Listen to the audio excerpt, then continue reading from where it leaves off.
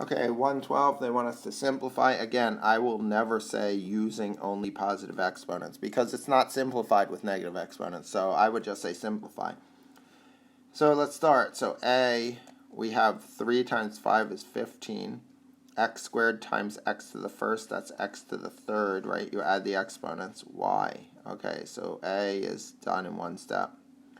B, we have x squared times x to the negative 2. That's x to the 0, right? 2 plus negative 2.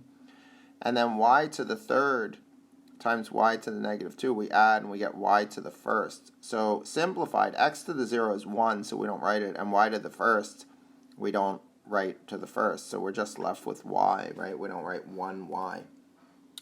And C, let's do C here. We have x to the third over x to the negative 2, which is x to the third minus negative 2, right? We subtract exponents when we divide.